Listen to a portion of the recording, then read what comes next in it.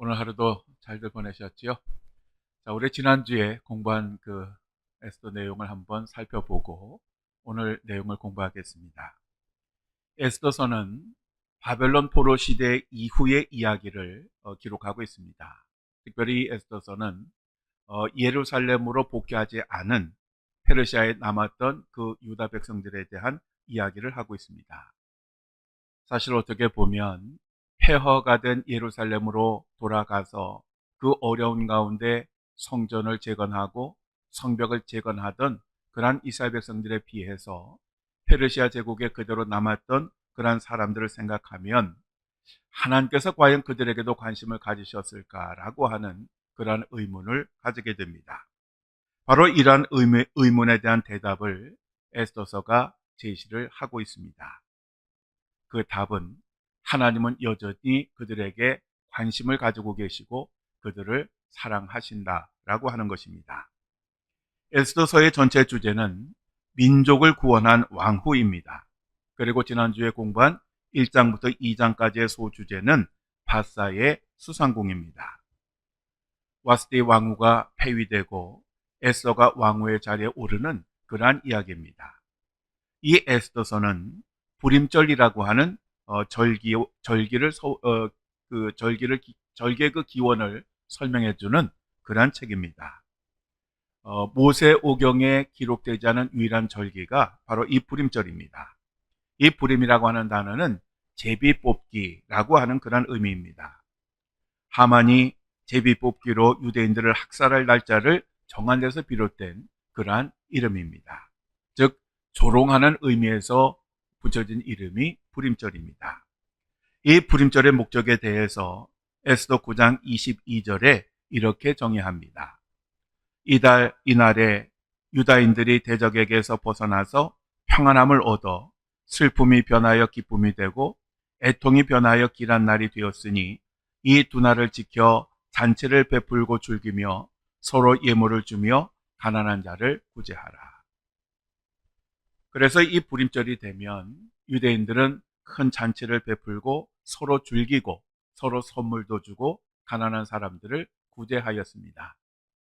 우리가 일반적으로 정통적인 유대인 하면 아주 거룩함, 그러한 사람들로 생각을 하는데 이 불임절만은 스스로 망가지는 그런 모습을 많이 볼 수가 있습니다. 그리고 이 에스더서는 잔치로 시작해서 축제로 끝나는 그러한 책입니다. 이 에스더서는 10장으로 구성이 된 아주 짧은 성경책이지만 이 짧은 10장에서 이 잔치라고 하는 단어가 무려 20번이나 나옵니다. 그래서 우리가 이 에스더서를 읽다 보면 하여간 잔치 계속 그러한 단어를 보게 됩니다. 이 에스더서는 BC 486년부터 BC 465년까지 아하수에로 왕이 통치하던 그때에 바산궁에서 있었던 그러한 일들을 이야기를 하고 있습니다. 이 에스더를 읽다 보면 마치 한 편의 영화나 드라마를 보는 것 같은 그러한 그 착각에 빠지게 됩니다. 이 에스더서에는 많은 인물들이 나오는데 제일 중요한 인물은 바로 하나님이십니다. 에스더에 나타난 모든 사건들을 계획하시고 연출하시고 이루신 분이 바로 하나님이십니다. 그래서 비록 에스더서에는 하나님이라고 하는 이름은 나오지 않지만 모든 사건들을 하나님께서 주관하고 계시는 것을 우리들은 볼 수 있습니다. 에스더서 1장 1절에서 12절은 아하수에르 왕의 잔치와 왕후 와스디의 거절에 대한 그러한 이야기입니다.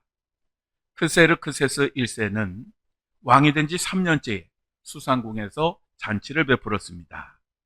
그리고 잔치 마지막 날에 분위기가 무르익자 술에 취한 아하수에르 왕은 자신의 왕후인 와스디의 미모를 자랑하고 싶어서 그 와스디를 잔치 자리에 정중하게 모셔오도록 시켰습니다. 그런데 그 이야기를 들은 와스디가 한마디로 거절을 합니다. 그러자 이 아하수에르 왕의 그 진노가 불붙듯 일었습니다.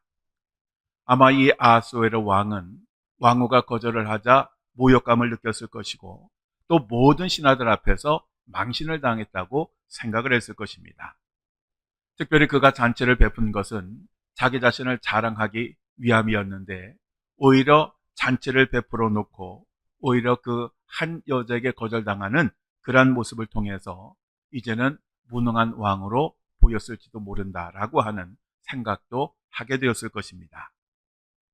그렇지만 이 아하수에로 왕은 감정대로 행동하지 않았습니다.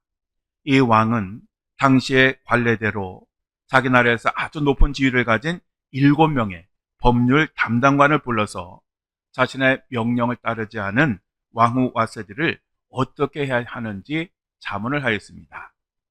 그러자 무무간이라고 하는 사람이 이것은 국가적인 문제이므로 왕후를 폐위시키는 것이 옳다라고 그렇게 건의를 합니다. 왜냐하면 만일 이것을 그냥 넘어가면 국민들 사이에서 아내가 남편을 우습게 보게 될 것이고 그러면 남편들이 분노를 느끼게 될 것이며 그렇게 되면 나라가 위기에 빠질 것이다 라고 그렇게 주장을 했습니다. 그래서 아내가 남편의 말에 불순종하지 못하도록 아예 왕의 칙령을 통해서 법으로 정하고 왕후를 폐위시키고 다른 사람을 뽑으라고 건의하였습니다. 그리고 이제 2장으로 넘어가는데 이 1장과 2장 사이에는 약 4년의 공백이 있습니다. 왜냐하면 이 기간 동안 이 페르시아 제국은 그 그리스 반도에 있는 그 그리스 나라와 전쟁을 벌였기 때문입니다. 그런데 이 전쟁에서 패하고 맙니다. 그래서 그 패배로 인해서 이 페르시아 제국이 치명적인 그러한 손해를 본 것은 아니지만 그래도 전쟁에서 패했으니 이 왕이 얼마나 우울하고 기분이 좋지 않았겠습니까? 그러자 신하들이 새로운 왕후를 세울 것을 건의를 합니다. 그래서 전국적으로 간택령이 내려지게 되고 각 처에서 아주 아름답다라고 하는 여인들이 다 궁으로 모이게 됩니다. 이 여인들은 출신 국적도 다르고 피부 색깔도 다르고 지역도 다양했습니다. 이러한 여인들이 다 모이게 되자 내시가 1년 동안 왕과 그 면접을 위해서 이 여인들을 다듬습니다. 그리고 1년 후에 아하수에로 왕이 왕후 후보들을 하나하나 면접을 하였는데 아름답고 날씬하고 아주 단순하게 장식한 에스더를 보는 순간 그 필이 왔습니다. 사랑에 빠진 것입니다. 하나님은 아닥사스다 왕의 마음을 움직이셔서 이 에스더에게 빠지시게 만든 것입니다. 그래서 이 에스더가 페르시아 제국의 새로운 왕후가 되었습니다. 바로 이때에 모르드게가 등장을 합니다. 모르드게는 사울 왕의 후손으로서 바벨론의 포로로 끌려온 이후 예루살렘으로 귀환하지 않고 거기에 주저앉아서 살았던 그런 사람이었습니다. 성경에 이 모르드게가 사울 왕의 후손이라고 하는 것을 강조하는 이유는 사무엘상 15장에 있습니다. 사무엘상 15장에 보면 하나님의 명령을 따라서 사울 왕이 아말렉 족속을 죽이게 됩니다. 그리고 그들의 왕 아각을 생포하게 됩니다. 그런데 에스더서를 보면 유대인들을 학살하고자 하는 한 사람이 나옵니다. 하만이라고 하는 사람인데 이 하만이라고 하는 사람이 아말렉 족속 그리고 그때 생포되었던 아각의 후손이었습니다. 아마도 이 하만이 모르드게 한 사람이 잘못한 것을 가지고 그 모르드게만 처벌한 것이 아니라 그것을 빌미로 페르시아 제국에 있는 모든 이스라엘 백성들을 죽이려고 했던 것은 자기 조상들이 당했던 것에 대한 복수를 하기 위함이었습니다. 그런데 이때 아주 중요한 사건이 하나 생깁니다. 모르드게는 당시 문지기였는데 그 문지기를 하다가 우연히 두 사람이 하는 이야기를 엿듣게 됩니다. 그것은 당시 내시였던 빅단과 데레스가 왕을 암살하겠다라고 하는 그러한 대화였습니다. 이러한 대화 내용을 모르드게는 즉시 에스더에게 알려주었고 에스더는 모르드게의 이름으로 아하수에로 왕에게 이 내용을 보고합니다. 왕은 즉시 이것에 대해서 조사를 하게 하였고 조사 결과 그 내용이 사실로 드러났습니다. 그래서 왕은 암살을 음모한 내시들을 목을 매달아 죽였습니다. 그런데 여기서 이해하기 어려운 한 가지 일이 생깁니다. 그것은 일반적으로 왕의 목숨을 구했다라고 하면 그 사람을 불러서 큰 상을 주고 높은 직위를 줄 법도 한데, 에스더서에 보면 그 모르드게에 대해서 어떠한 것도 조처했다고 하는 이야기가 나오지를 않습니다. 여운을 남긴 것입니다. 그리고 이것은 전체 진행에 있어서 하나의 복선을 깔고 있는 것입니다. 바로 이것이 우리가 지난주에 배웠던 그런 내용이고, 오늘은 3장부터 7장까지를 공부하겠습니다. 자, 여러분 한번 다 읽어보셨죠? 이 에스더서를 아주 진작에 읽다 보면 손에 땀이 나는 것을 우리가 느낄 수가 있습니다. 자, 에스더서의 총 주제는 민족을 구원한 왕후였습니다. 그리고 3장부터 7장까지의 소제목은 에스더의 계획입니다. 하만이 유대인들을 암살하려고 하자 이러한 음모를 막기 위해서 에스더가 한 일을 이야기하고 있는 것입니다. 그런데 사실 에스더가 한 모든 일들은 전능하신 하나님께서 배후에서 하신 것입니다. 즉 유대인들을 학살하려고 하는 이 하만의 계획이 수포로 돌아온 것은 하나님께서 뒤에서 모든 것들을 조정하셨기 때문입니다. 자, 그렇다면 이제 에스더서 3장을 구체적으로 한번 보겠습니다.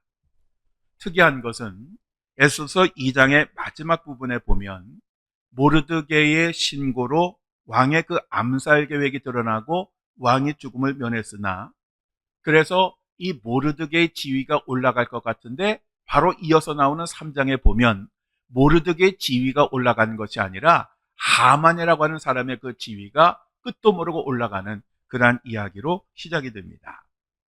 물론 여기에는 그럴 만한 이유가 있었습니다. 에스더 3장 1절에서 15절은 하만의 유다인 학살 계획과 이에 따라 왕의 조서가 내려지는 그러한 이야기를 하고 있습니다. 이 하만이라고 하는 사람은 아말렉 사람이었고 아말렉 왕이었던 아각의 후손으로서 아하수에로 왕의 총애를 받는 페르시아 제국의 2인자였습니다.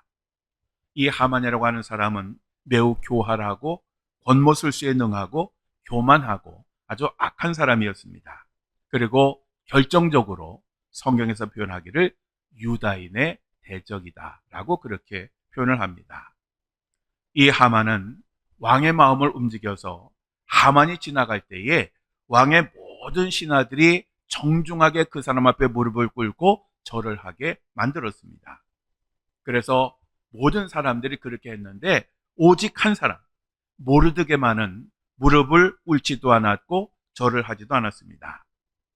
다른 사람들이 모르드게를 염려해서 왕의 명령이니 복종하라고 하였지만 모르드게는 자기 자신은 유다 사람이기 때문에 할 수 없다고 하면서 끝까지 거절을 하였습니다. 즉 민족적 자존심 때문에 이 모르드게는 절하기를 거절한 것입니다. 즉 사울의 후손이었던 모르드게는 진멸의 대상이었던 아각의 후손인 하만에게 무릎을 꿇을 수가 없었던 것입니다. 그러자 하만은 머리 끝까지 화가 치밀어 올랐습니다.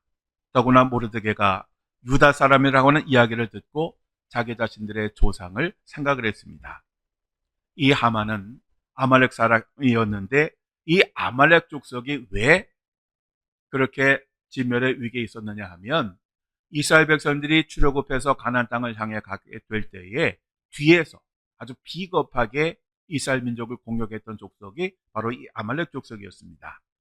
그래서 훗날 하나님은 사울 왕에게 바로 그러한 죄를 물어서 이 아말렉 족속을 진멸하라고 그렇게 명령을 하셨습니다. 문제는 사울 왕이 하나님의 말씀대로 하지 않았다는 겁니다. 그래서 진멸하라, 모든 것을 없애라고 하는 그런 하나님의 말씀을 듣지 않습니다.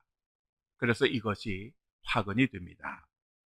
우리들은 하나님의 말씀을 소홀히 여기지 말아야 합니다. 하나님의 말씀을 대충 듣지 말고 대충 하지 말아야 됩니다. 사울 왕이 하나님의 말씀대로 하지 않으니까 그 후손들이 아주 심각한 위기에 빠지게 되었던 것입니다. 하만이 유다인들을 진멸하려고 했던 것은 바로 이 조상들이 당한 그 부끄러움, 그 수치, 그 패배, 그 죽음에 대한 복수를 하려고 했던 것입니다. 그래서 이 하만은 모르드게를 핑계로 모르드게뿐만 아니라 페르시아 제국 내에 있는 모든 유다인들을 몰살시키려고 했던 것입니다. 이 하만은 즉시 아하수에로 왕에게 어느 민족이 있는데 이들은 페르시아법과 다른 법을 가지고 있어서 왕의 명령을 지키지 않고 있는데 이것을 만약에 그대로 방치한다면 다른 민족에게도 좋지 못하니 이번 기회에 조서를 내려 모두 진멸하자고 제안을 하였습니다. 그러면서 이 하만은 유다인들이라고 말하지도 않고 그냥 한 민족이라고 그렇게 표현을 했고 또 그들을 가리켜서 흩어져 거한다라고 그렇게 표현을 했습니다. 바로 이것은 그 유다인들은 별로 중요한 존재가 아닌 하찮은 존재라서 우리가 진멸해도 전혀 문제가 없다라고 그렇게 강조를 했던 것입니다. 이 진멸이라고 하는 말은 모두 죽여서 없앤다라고 하는 그런 의미입니다. 즉 하나도 남겨두지 않는 것, 바로 그것이 진멸입니다. 그러니 하만이 얼마나 무서운 음모를 꾸몄는지 알 수가 있는 것입니다. 하만은 왕에게 이러한 제안을 하면서 당시 그 금으로 은으로 340톤 정도 되는 것을 왕의 그러한 국고에 넣겠다라고 그렇게 약속을 합니다. 역사가 헤로도투스에 의하면 이 은 340톤이면 당시 페르시아 제국 1년 예산에 해당이 되는 어마어마한 돈이라고 그렇게 하였습니다. 그러니까 이 하만이 단순히 유다 민족을 몰살시키려고 말만 했던 것이 아니라 어마어마한 돈을 제시함으로써 왕의 마음을 움직이려고 했던 것입니다. 이 하만이 이렇게 어마어마한 돈을 제시한 이유는 당시 페르시아 제국이 그리스와의 전쟁을 하면서 그 국고가 많이 비어 있었습니다. 그래서 이것을 염두에 두고 바로 그러한 제안을 했던 것입니다. 그러니 이 아하수에르 왕의 입장에서 보면 하찮은 민족, 그리고 왕의 명령을 따르지 않는 그러한 민족을 없애기도 하고 또 어마어마한 돈을 자기가 받을 수 있으니 얼마나 좋았겠습니까? 아마 하만은 유다인들을 말살시키고 그들에게서 재산을 빼앗아서 아마 그것을 보충하려고 하지 않았을까 그렇게 짐작이 됩니다. 어쨌든 이 아하수에르 왕은 그 은을 사양하는 척하면서 그냥 그것은 네가 가지고 네 말대로 하라 이렇게 말을 했지만 나중에 이 은을 그대로 받습니다. 어쨌든 기분이 좋아진 이 아하수에르 왕은 자기 자신의 인장 반지를 그 자리에서 하만에게 내어주면서 하만이 좋을 대로 하라 라고 그렇게 명령을 내립니다. 그래서 하만은 즉시 서기관들을 모아서 각 지방과 각 민족의 말로 조서를 작성을 해서 왕의 인장 반지로 거기에다 인을 다 찍습니다. 그리고 그것을 전국으로 내보냅니다. 조서 내용은 아달월 13일, 즉 양력으로 따지면 12월 31일 하루 동안에 유다 사람이라면 여자 아이까지 가릴 것 없이 모두 죽이고 모두 도륙하고 모두 진멸하고 유다인의 모든 재산을 약탈하라 라고 하는 그러한 내용이었습니다. 사무엘상 15장 3절에 만군의 여호와께서 이같이 말씀하시기를 아말렉이 이스라엘에게 행한 일 곧 애굽에서 나올 때에 길에서 대적한 일로 내가 그들을 벌하노니 지금 가서 아말렉을 쳐서 그들의 모든 소유를 남기지 말고 진멸하되 남녀와 소아와 젖먹는 아이와 우양과 낙타와 나귀를 죽이라 하셨나이다 하니 라고 말씀을 하고 있습니다. 저기 하만이 만든 이 조서의 내용은 자기 조상들이 당했던 내용과 똑같은 그러한 내용입니다. 그러니까 그대로 갚아주겠다라고 하는 그러한 의미인 것입니다. 그리고 이러한 그 명령을 11개월 전에 내린 이유는 넓은 그 영토이기도 했습니다. 그래서 당시 그 역사 기록에 의하면 이러한 공문이 끝까지 전달되는데 3개월이 걸렸다라고 그렇게 말씀을 합니다. 또 이렇게 오래 걸릴 뿐만 아니라 이렇게 미리 시간을 줌으로써 진멸 대상, 즉 이스라엘 백성들을 정확히 파악을 하고 또 그들이 가진 재산을 파악해서 완벽하게 죽이고 몰수하려고 준비했던 것입니다. 그런데 문제는 오히려 시간을 줌으로써 유다인들이 반격할 수 있는 기회를 얻었다는 것입니다. 즉 하만은 잔꾀를 부렸는데 이 잔꾀로 인해서 오히려 자기 자신이 망하게 되는 것입니다. 이 만들어진 조서는 말을 탄 사람들에 의해서 아주 긴급하게 전달이 되었습니다. 이때부터 유다인들은 연말까지 공포에 떨어 있습니다. 왜냐하면 모르면 몰라도 이제 올해 마지막 날에 모든 유다인들은 몰살을 당하게 될 것이고 재산도 다 빼앗길 것이라고 하는 것을 알았으니 얼마나 그 마음이 힘들었겠습니까? 에스더서 4장으로 넘어가면 유다인 말살 계획을 듣고 통곡하는 모르드게와 이 유다인들을 살리기 위해서 죽으면 죽으리라 하고 아하스 왕에게 나아가서 도움을 청하는 에스더의 이야기를 하고 있습니다. 이 하만이 왕의 이름으로 내린 조서 내용을 듣고 모르드게는 도망을 간 것이 아니라 자기 자신의 옷을 찢고 삼배옷을 입고 머리에 재를 뿌리고 대성통곡하면서 그 성 한가운데를 지나 궁전까지 갑니다. 이러한 복장은 세 가지 의미가 있습니다. 하나는 죽은 사람을 애도할 때 이렇게 복장을 갖추고, 두 번째로는 국가의 위기 상황에서 슬픔과 애통을 표시할 때 이런 복장을 하고, 그리고 세 번째로 회개를 표현할 때 이런 복장을 합니다. 어쨌든 모르드게는 이러한 복장을 하고 궁전 문 앞까지 갔는데 더 이상 갈 수가 없었습니다. 왜냐하면 당시 법에는 삼배옷을 입은 사람은 궁 안으로 들어갈 수가 없었기 때문입니다. 그래서 이 모르드게는 궁 안으로 들어가지 못하고 그 문 앞에서 계속해서 통곡을 하게 됩니다. 그리고 이러한 유다인 학살에 관한 그 조서가 전국으로 배포가 되자 이제 전국에 있는 유다 백성들이 삼배옷으로 갈아입고 크게 통곡을 하고 그리고 금식을 하면서 하나님 앞에 부르짖게 됩니다. 바로 그들이 이렇게 한 것은 자기 자신들이 죽게 된 것에 대한 단순한 슬픔을 표현한 것이 아니라 이제 자기 자신들의 죄를 회개하고 하나님의 구원을 바라는 그러한 표현이었습니다. 이스라엘로 귀환하지 않고 페르시아 제국에 남았던 이들에게 절박했던 것은 하나님의 도우심과 구원이었습니다. 상황이 이렇게 급박하게 전개가 되자 내시들과 시녀들, 즉 에스더를 가까이 모시고 있는 사람들이 이 모르드게에 관한 이야기를 에스더에게 전해주었습니다. 만약에 이때 그들이 전해주지 않았다면 에스더는 유다인들이 다 몰살당할 때까지도 사실을 몰랐을 것입니다. 어쨌든 에스더가 모르드게에 대한 이야기를 듣고 걱정하는 마음으로 갈아입을 옷을 시녀들을 통해서 모르드게에게 보냅니다. 그런데 모르드게는 그러한 옷으로 갈아입을 것을 거절을 합니다. 그래서 에스더가 내시 하닥을 불러서 메신저의 역할을 부탁을 합니다.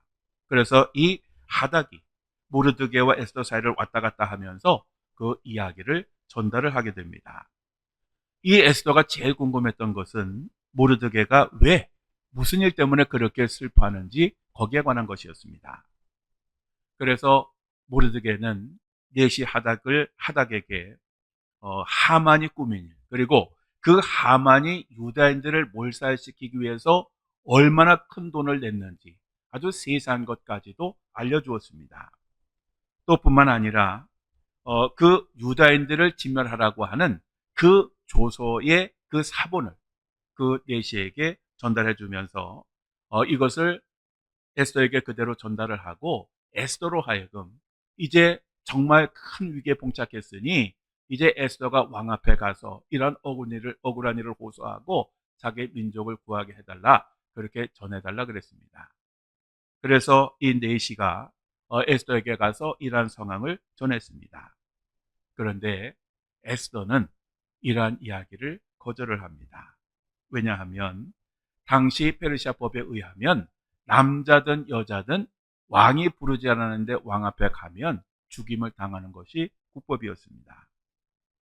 아마 이러한 법이 생긴 이유는 만약에 왕 아주 가까이까지 가서 순식간에 무슨 일을 저지르게 되면 왕의 생명을 잃을 수도 있기 때문에 아예 법으로 금지했던 것입니다. 다만 왕이 금규를 내밀게 되면 그 사람은 왕 앞에 가까이 다가갈 수가 있었습니다. 그런데 에스더는 왕의 부름을 받은 지 30일이나 되었다라고 하면서 갈 수 없다라고 그렇게 전했습니다. 이 금규라고 하는 것이 뭐냐 하면 왕권을 상징하는 것으로서 금으로 된 왕의 지팡이를 가리키는 것입니다. 이러한 이야기를 전해들은 모르드게는 에스더가 왕후라고 해서 결단코 죽지 않을 것이라고 착각하지 말라고 합니다. 그러면서 만일 에스더가 가만히 있으면 하나님은 또 다른 방법으로 우리 유다인들을 구원하겠지만 너와 내 집은 완벽하게 망하게 될 것이다 라고 그렇게 경고를 합니다.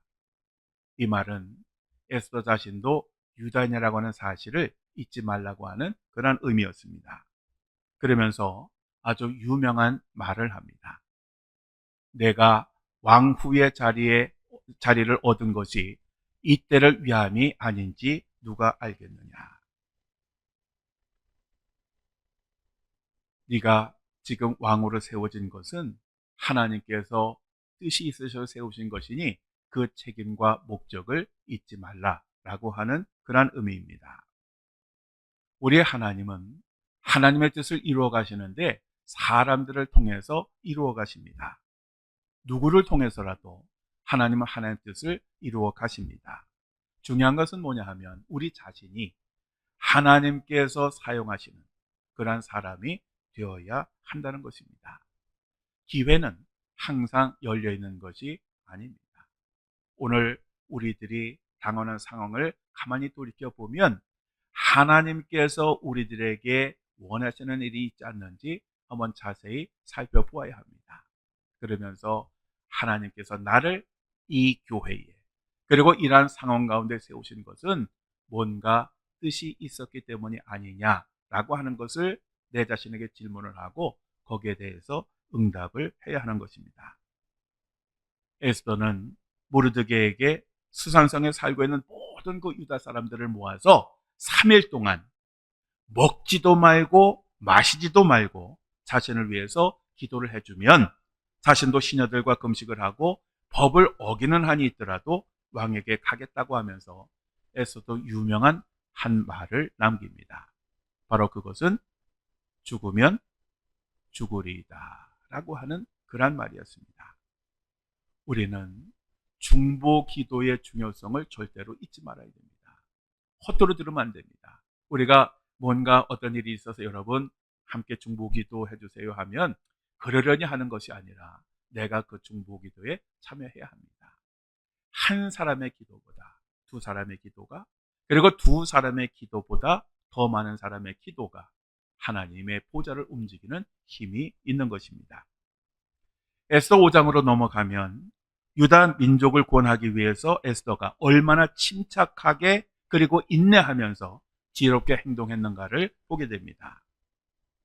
에스더는 울고불고 난리를 치면서 유다 민족을 살려달라고 호소하지 않았습니다. 에스더는 왕후의 예복을 입고 궁 안뜰로 갔습니다. 그리고 왕이 볼만한 자리에 섰습니다. 그러자 아하수에르 왕이 마침 그때 그 문 쪽을 바라보다가 에스더가 서 있는 것을 보았는데 그 에스더가 얼마나 사랑스럽게 보이는지 그래서 금규를 앞으로 내밀었습니다. 즉 자신에게 오라고 하는 이야기입니다. 그래서 이 에스더가 그 왕 앞에 가서 그 금규를 찾게 됩니다. 그러자 이란 에스더가 얼마나 사랑스러워 보이든지 아하수에르 왕이 네 소원이 뭐냐? 어떤 소원이라도 다 들어주는데 내 땅의 반이라도 주겠다라고 그렇게 얘기를 합니다. 얼마나 이 에스더가 사랑스럽게 보였으면 왕이 이런 말을 했겠습니까? 그런데 바로 이때에 에스더의 지혜가 빛을 발합니다. 이 에스더는 그 자리에서 유다 민족에 관한 이야기를 전혀 하지 않습니다. 다만 잔치를 좋아하는 아하수에르 왕을 위해서 내가 오늘 잔치를 준비했으니 괜찮으시다면 왕의 신하인 하만과 함께 참석해 주시면 영광이겠다라고 그렇게 요청을 하였습니다. 아마 이때에 유다인의 이야기를 했다면 아마 실패로 끝났을지 모릅니다. 어쨌든 이 아하수에르 왕은 급히 하만을 오게 해서 이 에스더의 잔치에 참여를 합니다.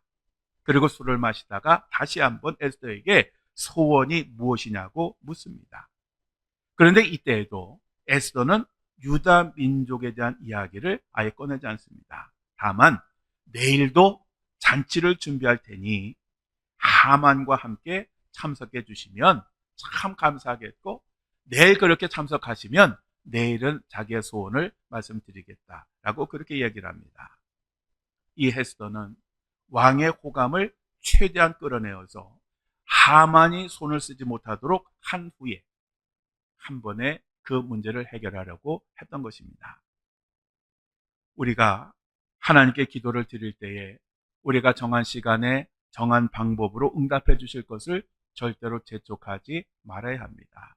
왜냐하면 우리의 생각보다 하나님의 생각이 더 크고 더 완벽하기 때문입니다. 그러니까 내 생각대로 내 뜻대로 되어지는 것은 작은 것이고, 하나님께서 모든 것을 보시고 판단하시고 응답해 주시는 것은 큰 것입니다. 그러니까 우리들이 하나님께 기도를 할 때에는 하나님께 우리들의 아랠 바를 아랜 후에 하나님께서 정하신 때에 하나님께서 정하신 방법으로 응답해 달라고 그렇게 기도하고, 그리고 그 응답의 때를 기다려야 됩니다. 그런데 우리가 이것을 하지 못하니까 하나님께서 우리들의 기도 응답을 해주셨음에도 불구하고 우리는 기도 응답하지 못했다라고 그렇게 불평을 하게 되는 것입니다. 어쨌든 이렇게 왕과 하만을 잔치에 초청을 했더니 이 하만이 입이 벌어집니다. 왜냐하면 왕후가 왕과 자신만을 위한 그러한 잔치를 준비하였기 때문입니다. 그러니 얼마나 그 기분이 좋았겠습니까? 그런데 내일도 왕하고 하만만 오라고 하니까 아주 그 기분이 하늘을 나는 것 같았습니다. 그런데 이렇게 기분이 좋았는데 궁궐문을 나가다가 그 기분이 깨지고 맙니다. 왜냐하면 그 궁궐문을 나갔더니 모르드게가 그 자리에 앉아 있었습니다. 그러니까 이 모르드게를 보는 순간 아주 기분이 나빠졌고 오히려 분노의 감정이 치밀어 올랐습니다. 그래서 집으로 돌아간 이 하만은 자기의 그 아내와 친구들을 모읍니다. 그리고 뭘 했느냐 하면 제일 먼저 자랑을 했습니다. 어떤 자랑했느냐? 내가 얼마나 큰 부자인지, 내가 얼마나 많은 자녀를 가졌는지, 그리고 얼마나 자기 자신이 높임을 받는 사람인지를 자랑을 합니다. 그러면서 있었던 이야기를 하죠. 왕후가 왕과 자신만을 위한 잔치를 베풀었을 뿐만 아니라 내일 또다시 왕과 자신만을 위한 잔치를 베풀어 주실 것이다. 즉, 이 하만이라고 하는 사람은 자기 자신을 세상의 모든 것을 다 가진 사람이다 라고 그렇게 이야기를 했던 것입니다. 이 하만은 자기 자신이 내일 죽을 것이라고 하는 사실을 꿈에도 상상하지 못했습니다. 잠언 27장 1절에 너는 내일 일을 자랑하지 말라. 하루 동안에 무슨 일이 일어날는지 내가 알 수 없음이니라 라고 말씀하고 있는데, 바로 이 하만이 바로 그런 꼴이었습니다. 이 하만은 이 세상에서 자기 자신은 정말 부족한 것이 하나도 없는데 단 한 가지, 이러한 자기 자신의 기분을 망치는 것이 있는데 바로 그것은 궁궐 문 앞에 앉아있는 모르드게다. 하여간 걔만 보면 정말 화가 나고 그 사람은 유다인이라고 그렇게 이야기를 합니다. 그러자 아내 세레스와 친구들은 높이가 50규빗, 그러니까 약 25m 정도 되는 교수들을 세운 후에 왕에게 부탁하여 모르드게를 거기에 처형을 하고 즐거운 마음으로 아하수에르 왕과 함께 왕후가 준비한 잔치에 참여하라고 권면을 하였습니다. 여기서 이 규빗이라고 하는 단어가 나오는데요. 이 규빗이라고 하는 이 말은 여러분이 그림에서 보시는 것처럼 성인의 팔꿈치에서 손의 중지까지의 길이를 가리키는 것입니다. 사실 오늘날로 치자면 이렇게 계산하기가 정말 어렵습니다. 왜냐하면 사람마다 손 길이가 다르기 때문에 만약에 한 규빗만큼 뭐 잘라라, 뭐 한 규빗만큼 준비해와라 그러면 준비하는 사람마다 다를 것이기 때문에 그렇습니다. 그래서 오늘날은 절대로 저 단위를 쓸 수가 없습니다. 그런데 놀라운 건 뭐냐 하면 구약 시대에는 저게 전혀 문제가 안 됐다는 겁니다. 저도 이해가 되지 않아요. 왜 그런지. 우리가 뭘 이렇게 할 때는 미리까지 다 확인하거든요. 그런데 이게 성인 이 남자의 경우 대개 이제 그 길이가 45cm에서 50cm입니다. 또 5cm가 한 규빗이면 5cm가 차이가 날 수 있는데 당시엔 그렇게 사용을 했습니다. 저는 저희 이 교회에서 항상 이 한 규빗은 50cm로 계산하겠습니다. 왜냐하면 45cm 하면 계산하기가 어렵기 때문입니다. 자, 어쨌든 그 아내와 친구들이 그 교수대를 세워서 모르드게를 거기에 달라고 하는 이러한 이야기를 듣고 하만은 다시 기분이 좋아졌습니다. 이 하만은 자기가 만든 그 교수대에 자기 자신이 달려 죽을 것이라고 하는 것은 상상도 하지 못했습니다. 바로 이것이 인간의 한계입니다. 한편 그날 밤 이 아수르 왕이 잠을 자야 되는데 잠이 도대체 오질 않았습니다. 그래서 신하들에게 그 궁궐의 많은 책들 가운데 궁중일기를 가져오라고 꼭 집어서 지시를 하고 그 궁중일기를 읽으라고 명령을 합니다. 그 궁궐에는 수많은 책들이 있었는데 왜 하필이면 그 궁중일기를 듣고 싶었을까요? 바로 이것이 하나님의 섭리입니다. 에스더서에는 하나님이라고 하는 이름은 전혀 언급되지 않지만 그 하나님께서 뒤에서 역사하고 계심을 우리들은 수시로 확인할 수가 있습니다. 이 아수에르 왕은 그 궁중 일기를 듣다가 자신의 목숨을 살려준 모르드게에게 어떤 상을 주었는지를 묻습니다. 그러자 그 신하들이 아무 상도 주지 않았다라고 그렇게 대답을 합니다. 그러자 미안함을 느낀 아수에르 왕은 즉시 뜰에 누가 있느냐고 묻습니다. 우리가 역사극을 보면 왕이 이런 말을 하죠. 여봐라, 걔 아무도 없느냐. 그러니까 아수에르 왕이 이 모르드게에게 아무것도 하지 않았다라는 이야기를 듣고 뭔가 조처하기 위해서 사람을 불렀던 것입니다. 그런데 마침 그때에 자신이 만든 교수대에 모르드게를 처형하기 위한 왕의 허락을 받으려고 하만이 그 문 안을 들어서고 있었습니다. 그래서 이 하만이 왕의 소리를 들었습니다. 정말 기가 막힌 타이밍.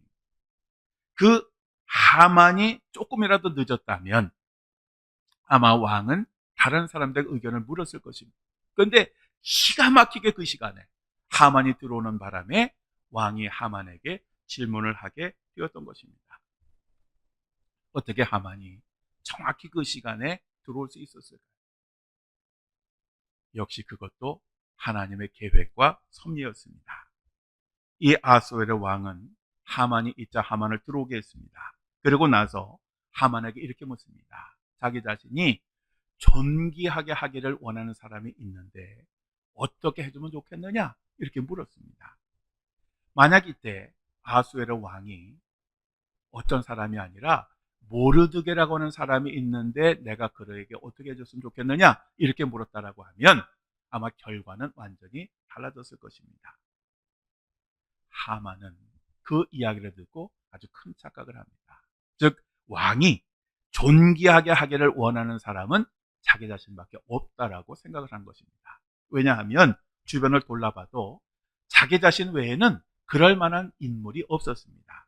그래서 하만이 뭐라 그러냐면 그 사람에게 왕의 예복을 입히고 왕관을 씌우고 왕의 말에 태워서 성안 거리를 다니게 하면서 그 앞에 신하 한 사람을 세우고 그 신하가 왕이 존귀하게 하기를 원하는 사람에게는 이같이 할 것이다 라고 소리치게 만들었습니다.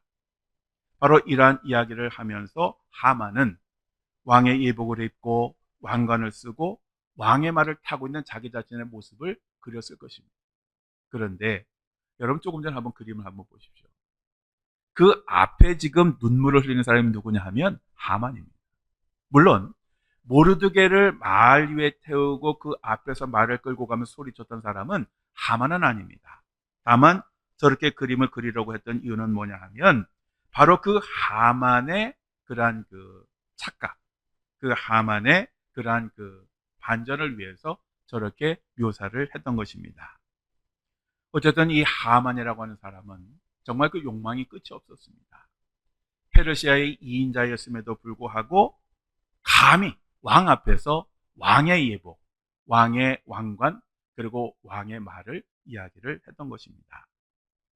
그런데 일반적인 왕이라고 하면 아마 이런 이야기를 들었다면 하만을 처벌했을 것입니다. 그런데 그날따라 이 아수르의 왕은 이 하만의 이야기를 듣고 참 좋은 방법이라고 그대로 시행하라고 그렇게 지시를 합니다. 그래서 하만은 그대로 시행을 하게 됩니다. 물론 이 하만이 자기가 하지는 않았지만 얼마나 기분이 나빴겠습니까? 하여간 보기만 해도 화가 나고 보기만 해도 분노가 치밀어오는 모르드게를 자기 자신의 제안에 의해서 왕관을 입히고 왕의 옷을 입히고 그리고 그 말의 왕을 타고 그리고 그 왕의 그 지시를 이야기했으니 아마 이 하만은 정말 화가 났을 것입니다. 그래서 이 하만은 자기 집으로 돌아와서 즉시 아내 세레스와 친구들을 불러 모으고 나서 자기 자신이 당한 일을 자세히 이야기를 합니다. 그러자 그 아내와 친구들 중에 지혜로운 사람들이 모르드게가 왕에게 그렇게 높임을 받았다면 그리고 만일 그 모르드게가 유다 사람이라면 아마도 이 모르드게를 대적하는 한 반드시 망하게 될 것이다 라고 그렇게 충고를 합니다. 여기에 보면 유다 사람이라고 하는 것을 강조를 합니다. 즉 에스더서가 어느 방향을 향해서 가고 있는지를 잘 보여주는 것입니다. 즉 하만은 유다 사람들을 진멸하려고 했고 그 유다 사람들을 하나님께서 구원하시는 이야기가 바로 이 에스더서입니다.